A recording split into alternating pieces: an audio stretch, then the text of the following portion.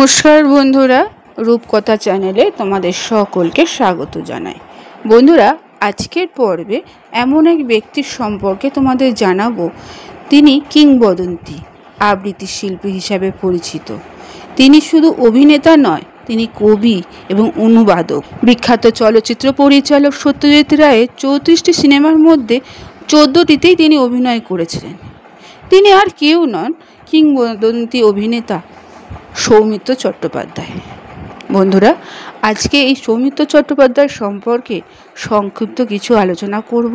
ভালো লাগলে অবশ্যই শেয়ার করে দেবে, লাইক করে দেবে, আর পাশে যে বেল আইকনটি রয়েছে তাতে প্রেস করে রাখবে, যাতে পরবর্তী এরকম কোনো ভিডিও নোটিফিকেশন সবার আগে তোমাদের কাছে পৌঁছে যেতে পারে।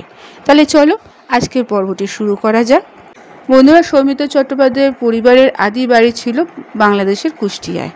পরে তিনি শিয়ালদার কাছে কয়া গ্রামে পিতামহের আমল থেকে চট্টোপাধ্যায় পরিবারের সদস্যরা নদিয়া জেলায় কৃষ্ণনগরে থাকতে শুরু করেন।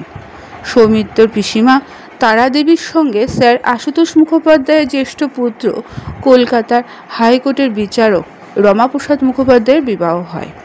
সৌমিত্র পিতৃদেব কলকাতা হাইকোর্টের ওকালতি করতেন এবং প্রতি সপ্তাহে বাড়ি আসতেন। সৌমিত্র চট্টোপাধ্যায় পঞ্চম শ্রেণী পর্যন্ত পড়াশোনা করেন কৃষ্ণনগরের সেন্ট জনস বিদ্যালয়ে। তারপর পিতৃদেবের চাকরির বদলির কারণে সৌমিত্র চট্টোপাধ্যায় বিদ্যালয়ে বদল হতে থাকে এবং উনি বিদ্যালয়ে পড়াশোনা শেষ করেন হাওড়া জেলা স্কুল থেকে। তারপর কলকাতা সিটি কলেজ থেকে প্রথমে আইএসসি এবং পরে বাংলায় বিএ অনার্স পাশ করেন। তারপর post graduate college of arts থেকে 2 বছরে পড়াশোনা করেন।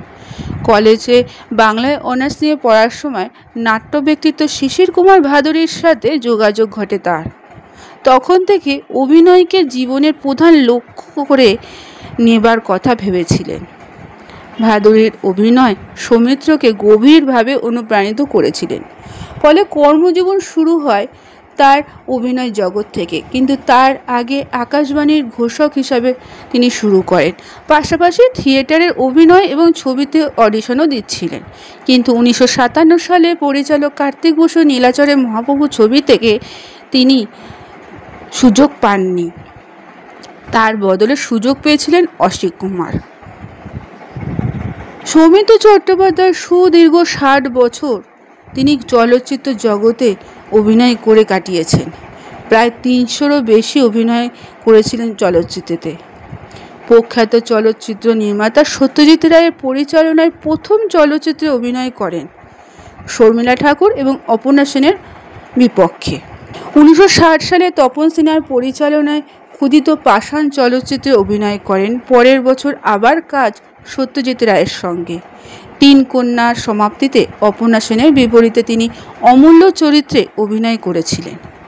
তপন সিংহের ঝিন্দের বন্দি চলচ্চিত্রে খলনায়কের চরিত্র উত্তম কুমারের সাথে অভিনয় করেছিলেন তিনি। তার অভিনয় দক্ষতা মাধুর্য এনেছিল ছবিটাতে। তখন শ্রেষ্ঠত্বের বিচারে উত্তম কুমারের সাথে তাকে নিয়ে ভক্তরা বিভক্ত ছিল।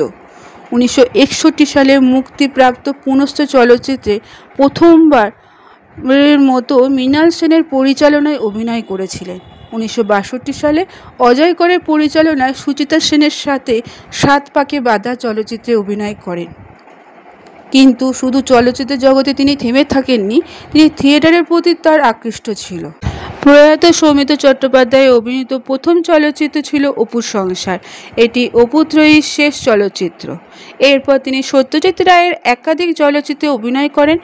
তার মধ্যে উল্লেখযোগ্য ছিল 3 কন্যা, অভিযান, চারুলতা, অরণ্যের দিনরাত্রি, অশনির সংকেত, সোনার কেল্লা, জয় বাবা ফেলুনাথ, হীরক রাজার দেশে, ঘরে বাইরে, গণশত্রু এবং পাশাপাশি তিনি অন্যান্য উল্লেখযোগ্য বাঙালি পরিচালকদের সাথেও কাজ করেছিলেন।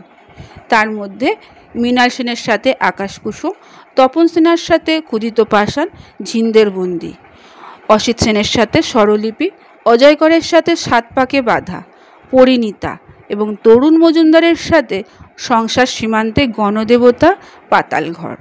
এছাড়া তার অভিনীত চলচ্চিত্রগুলির মধ্যে দেবী, পুনশ্চ, ঝিন্দের বন্দি, শাস্তি, অতল জলের আহ্বান, আগুন, বেনারসি, অভিযান, সাত পাকে বাঁধা, শেষ প্রহর, প্রতিনিধি, চারুলতা, বাক্সবদল, কাপুরুষ, একই অঙ্গে এত রূপ, আকাশকুসুম, মণিহার, জোড়াদিঘির চৌধুরী পরিবার, হাটে বাজারে, প্রস্তর স্বাক্ষর, অজানা শপথ, মহাশ্বেতা, পরিশোধ, বাঘিনী, তিন ভুবনের পারে, পরিণীতা, অপরিচিত, চেনা অচেনা, অরণ্যের দিন রাতে, প্রথম কদম ফুল, মাল্যদান, স্ত্রী, জীবনের সৈকতে, অপর্ণা, নতুন দিনের আলো, বসন্ত বিলাপ, সোনার সংসার, সঙ্গিনী, দত্তা, জয় বাবা ফেলুনাথ, নৌকাডুবি, দেবদাস, গণদেবতা, হীরক রাজার দেশে, খেলার পুতুল,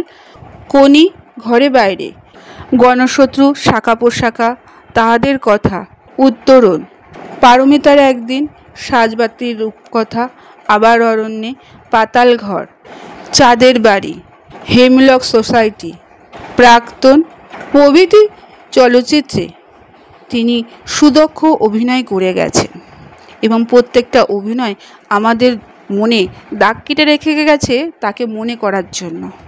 বন্ধুরা, প্রয়াত সৌমিত্র চট্টোপাধ্যায় শুধু চলচ্চিত্রের মধ্যেই আবদ্ধ ছিলেন না, তিনি নাটকও অভিনয় করেছিলেন।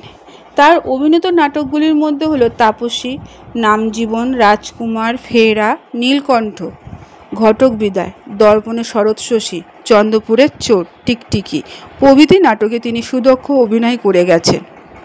এছাড়া তিনি যেহেতু কবি ছিলেন, অনুবাদকও ছিলেন, তার লেখা বইগুলোর মধ্যে হলো শ্রেষ্ঠ কবিতা, মানিকদার সঙ্গে পরিচয়, প্রতিদিন তবকথা, চরিত্রের সন্ধান, কবিতার সমগ্রহ, মধ্যরাতের সংকেত, নাটক সমগ্রহ, গদ্য সমগ্র দুটো খণ্ড তিনি রচনা করেছিলেন। তিনি তার কর্মজীবনে এত কিছু করে গেছেন, তার জন্য তার পুরস্কার তো প্রাপ্তই। প্রথম জাতীয় পুরস্কার পান 1991 সালে অন্তর্ধান চরিত্রের জন্য বিশেষ জুরি বিভাগে। 9 বছর পরে দেখা চলচ্চিত্রের জন্য একই বিভাগে পুরস্কার পান। অভিনয় জীবনের সুদীর্ঘ 5 দশক পর 2006 সালে পদক্ষেপে চলচ্চিত্রের জন্য শ্রেষ্ঠ অভিনেতা বিভাগে সম্মানিত হন। 2012 সালে দাদাসাহেব ফালকে পুরস্কার লাভ করেন। 2004 সালে পদ্মভূষণ সম্মানে ভূষিত হন সৌমিত্র চট্টোপাধ্যায়।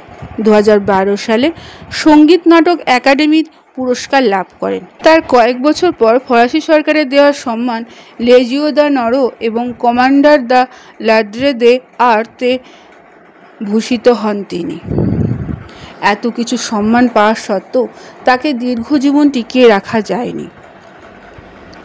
2020 সালে 1 অক্টোবর বাড়িতে থাকা অবস্থাতে তিনি জ্বরে আক্রান্ত হন। পরে চিকিৎসকের পরামর্শতে করোনার নমুনা পরীক্ষা করা হলে 5 অক্টোবর কোভিড-19 পজিটিভ রিপোর্ট পাওয়া যায়। এরপরেই 6 অক্টোবর তাকে বেলভিউ নার্সিংহোমে ভর্তি করানো হয়। সেখানেই 14 অক্টোবর করোনা নমুনা পরীক্ষায় নেগেটিভ রিপোর্ট আসে। এরপর সৌমিত্র চট্টোপাধ্যায় খানিক সুস্থ হতে থাকেন। চিকিৎসা চলা অবস্থায় 24 অক্টোবর রাতে অবস্থার অবনতি ঘটে এবং কিডনি ডায়ালিসিস করানো হয়। প্লাজমা থেরাপির পূর্বেই দেওয়া হয়েছিল। অবস্থা অবনতি হতে থাকলে পরিবারের লোকজনকে জানানো হয়। অবশেষে 15 নভেম্বর 2020 তারিখে ভারতীয় সময় 12:15 পশ্চিমবঙ্গ কলকাতার বেলভিউ নার্সিংহোমে সৌমিত্র চট্টোপাধ্যায়ের মৃত্যুবরণ ঘটে। এতে সারা চলচ্চিত্র জগৎ শোকাহত হয়ে ওঠে। আমরাও হয়তো শোকাহত হয়েছি যে এই রকম কিংবদন্তি অভিনেতা আমাদের জীবন থেকে চলে গেল। বন্ধুরা, আজকের পর্বটি এখানেই শেষ করলাম। এতক্ষণ আমার ভিডিওটি দেখার জন্য ও শোনার জন্য তোমাদের অসংখ্য ধন্যবাদ।